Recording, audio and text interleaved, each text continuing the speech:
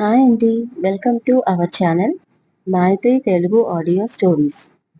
ఈ ఛానల్ని ఎవరైనా ఫస్ట్ టైం చూస్తున్నట్టయితే తప్పకుండా సబ్స్క్రైబ్ చేయండి, లైక్ చేయండి, షేర్ చేయండి. నాకు కొంచెం సపోర్టివ్గా ఉంటుంది. ఎంత బాగైతే మాత్రం ఫిఫ్త్ ఫిఫ్త్ ఎపిసోడ్. ఇక స్టోరీలోకి వెళ్దాం. ఏం లాభం లేదు, త్వరలో మిమ్మల్ని ఒక మంచి స్పాట్కి తీసుకెళ్ళాలి. అప్పుడు కానీ ఈ పూర్వి గొప్పతనం ఏంటో మీకు తెలీదు అంటుంది పప్పి. మొన్న మాపై మీరు చూపించిన దయ చాలా అద్భుతం. మళ్ళీ అలాంటి అనుభవం మాకొద్దు. ఆ టైంకి దేవుడిలా మా అన్నయ్య వచ్చాడు కాబట్టి బతికి బయటపడ్డాం. అయినా మళ్ళీ నిన్ను ఎవరు నమ్ముతారే అంటూ నవ్వింది ఆదిలక్ష్మి. ఛీ, ఇజ్జత్ పోయింది నాది అనుకుంటూ క్లాస్ రూమ్లోకి వెళ్ళిపోయింది పప్పి కామ్గా. ఈవినింగ్ ఇంటికి రాగానే ఇక ఏడుపు మొదలు పెట్టింది. ఇల్లు పీకి పందిరి వేసింది పప్పి. నేను ఇంతసేపటి నుంచి మొత్తుకుంటున్నా, మాట్లాడవే మిస్టర్ శ్రీనివాస్ శర్మ అంటూ తండ్రి వంక కోపంగా చూస్తూ అడిగింది పప్పి. అంటే బంగారం, నువ్వు చాలా ఫ్రస్ట్రేషన్తో ఎంతో సేపటి నుంచి నీ బాధను వెలబోసుకుంటున్నావు. మధ్యలో ఆపితే డిస్టర్బ్ చేసినట్టు అవుతుంది కదా అన్నాడు అమాయకంగా ఫేస్ పెట్టి చాలా తెలివిగా శ్రీనివాస్. ఓ పప్ప, నువ్వు ఎంత ఇన్నోసెంట్. ఆ ఉషారాణిని ఎలా పెళ్లి చేసుకున్నావు పప్ప అని అడిగింది పప్పి. అదో విషాదగాథ పప్పి. ఫ్లాష్ బ్యాక్ లోకి వెళ్తూ అన్నాడు. అవునా పప్ప, కాస్త షార్ట్ గా చెప్పరా ఆసక్తిగా అడిగింది పప్పి. మా చుట్టూ 100 మంది వేయడానికి రెడీగా ఉన్నారు. మరో 10 మంది కొట్టడానికి రెడీగా ఉన్నారు. ఆ టైంలో ఓ 5గురు బలవంత పెడితే నేను మీ మమ్మీ మెడలో తాళి కట్టాను పప్పి అన్నాడు శ్రీనివాస్. అంటే ఈ పెళ్లి నీకు ఇష్టం లేదా పప్పా అని అడిగింది. నోనో, నా ఇష్టంతోనే జరిగింది. కన్ఫ్యూజ్ లో ఉన్న పప్పికి క్లారిటీ ఇచ్చాడు శ్రీనివాస్. మరి 10 మంది వేయడానికి రెడీగా ఉన్నారన్నావు. ఓ అదా, 10 మంది పెళ్లికి వచ్చిన వాళ్ళు అక్షంతలు వేయడానికి అన్నాడు శ్రీనివాస్. అంతే, పప్పి ఫేస్ మారిపోయింది. మరి 10 మంది కొట్టడానికి రెడీగా ఉన్నారన్నావు ఇంకాస్త కోపంగా అడిగింది పప్పి. సన్నాయి మేళం వాళ్ళు 10 మంది వచ్చారు గర్వంగా చెప్పాడు శ్రీనివాస్. మరి 5గురు ఎవరు బలవంత పెట్టారు ఒళ్ళంతా పొగలు కక్కుతూ అడిగింది పప్పి. అది ముహూర్తం టైంకి లేట్ అవుతుందని మా అమ్మా నాన్న, ఉషా వాళ్ళ అమ్మా నాన్న, పంతులు గారు ఈ 5గురు కలిసి బలవంత పెట్టారు అని నవ్వుతూ చెప్పాడు శ్రీనివాస్. మరి మీ మమ్మీని చూస్తుంటే నాకు టైము తెలియలేదు అంటూ అసలు విషయం చెప్పాడు.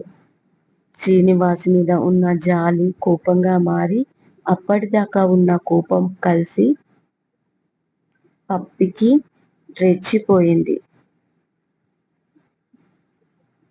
మీ ఇద్దరి ముచ్చట్లు అయిపోతే వెళ్ళి రెడీ అవ్వండి, అవతల ఫంక్షన్కి లేట్ అవుతుంది అంటూ వచ్చింది ఉషారాణి. ఏం ఫంక్షన్ పప్ప అడిగింది. నరసింహ అంకుల్ లేడు అన్నాడు శ్రీనివాస్. నరసింహ అంకుల్ లేడు కదా, ఢిల్లీ వెళ్ళాడు కదా అంది పప్పి.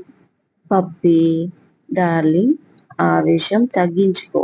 సెమినార్ పై వెళ్ళాడు, ఇప్పుడు తిరిగి వచ్చాడు. అలాగే వాళ్ళ అబ్బాయి అమెరికా నుంచి తిరిగి వచ్చినందుకు వెల్కమ్ పార్టీ ఇన్వైట్ చేశారు.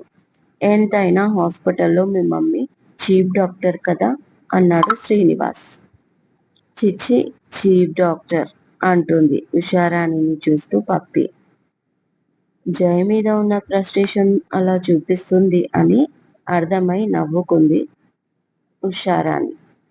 చీ అని చీప్ కాదమ్మా, చీఫ్ మినిస్టర్లో ఉన్న చీఫ్ అన్నాడు శ్రీనివాస్. కోపంగా చూసింది పప్పి. ఉష, మనమిద్దరం మ్యాచింగ్ వేసుకుందామా అంటూ లేచి వెళ్ళిపోయాడు తన బెడ్రూమ్కి పప్పి నుంచి తప్పించుకొని. కాసేపటికి ఏంటి ఇంకా టీవీ చూస్తూ కూర్చున్నావు అని అడిగింది ఉషా పప్పిని. నేను రావట్లేదు అంది పప్పి. అదేంటి, ఎందుకు రావట్లేదు, ఒక్కదానివే ఉంటావా. సరే నీ ఇష్టం. అవునండి, రాత్రి మీరు ప్రైమ్లో చూసిన తంత్ర మూవీ బాగుందా? హర్రర్ మూవీ అంట కదా అని అడుగుతుంది ఉష శ్రీనివాస్ని కావాలని. అంతే, అప్పటిదాకా ధైర్యంగా ఉన్న ప్లేస్లో భయం వచ్చి కూర్చుంది పప్పికి. ఇక ఇక్కడ ఉండడం వేస్ట్ అనుకుంటూ రూమ్లోకి వెళ్ళి light pink colour short frock వేసుకొని లైట్గా మేకప్ చేసుకుంది. హెయిర్ ఓపెన్ పెట్టి హై హీల్స్ వేసుకొని బయటికి వచ్చింది. బార్బీ డాల్ లాగా ఉన్న కూతుర్ని చూసి మురిసిపోయింది ఉష. కాసేపు తన ఎక్స్ప్రెషన్స్ ని బయట పడనివ్వకుండా. వావ్ సూపర్, ఇంత అందంగా రెడీ అయి టీవీ చూస్తావా అడిగాడు శ్రీనివాస్ తెల్లబోయి. పప్పా అంటుంది గారంగా పప్పి. నీకేం కావాలో నాకు తెలుసు. 1 చికెన్ బిర్యానీ, 1 చికెన్ బర్గర్, ఒక కేక్ అండ్ ఐస్ క్రీమ్ అన్నాడు శ్రీనివాస్. చేసిన యాక్టింగ్ చాలు, పప్పి మనతోనే వస్తుంది అంటూ కోట్ ఇస్తుంది Usha. Okay doll and darling అంటూ బయటికి దారి తీశాడు శ్రీనివాస్. పెద్ద పార్టీ అని తీసుకొచ్చింది. అందరూ ఏజ్ అయిపోయిన వాళ్ళే. ఆ అమెరికా నుంచి వచ్చినోడు కనపడడే, ఎదవ. ఫ్రెండ్స్ కూడా లేనట్టున్నారు. ఒక ముగ్గురు నలుగురు తప్ప ఎవరూ కనపడట్లేదు. వీడు ఎప్పుడు వస్తాడు, పార్టీ ఎప్పుడు కంప్లీట్ అవుతుంది, ఎప్పుడు ఇంటికి వెళ్తాం అనుకుంటుంది పప్పి. పార్టీ బోరింగ్ గా నడుస్తుంది. దానికి తోడు అప్పుడే కరెంటు పోయింది. ఓ గాడ్ అనుకుంటూ కాస్త దూరంలో ఉన్న తల్లి దగ్గరికి వెళ్ళడానికి ట్రై చేస్తుంది పప్పి. సడన్ గా చీకట్లో ఒకరు తనకు తగిలారు. సారీ సారీ అని వినిపించింది అతని వాయిస్.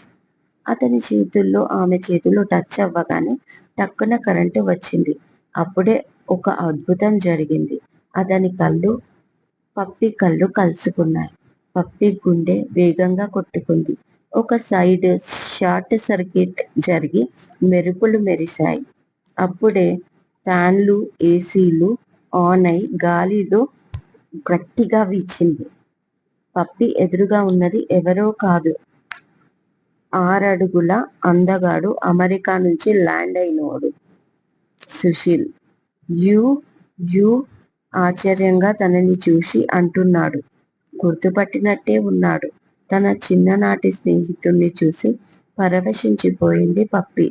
ఎస్ ఇస్ మీ అంది హస్కీగా పప్పి. పా పా పా అని వాడు అంటూ ఉంటే ఎప్పుడు తనని పప్పి అని పిలుస్తాడా అని సంతోషంగా అతన్ని చూస్తూ ఉంటే యూ యూ పరమేశ్వరి అన్నాడు వాడు. అంతే, ఉత్సాహం కాస్త నీరుగారిపోయింది పప్పికి. పిచ్చి కోపం వచ్చింది వాడిపైన. Are you Parameshwari? చిన్నప్పుడు కలిసి ఆడుకునే వాళ్ళం. చాలాసార్లు అమ్మా నాన్న ఆట కూడా ఆడుకున్నాం అంటూ సిగ్గుపడతాడు సుశీల్. ఇదండి 5th ఎపిసోడ్.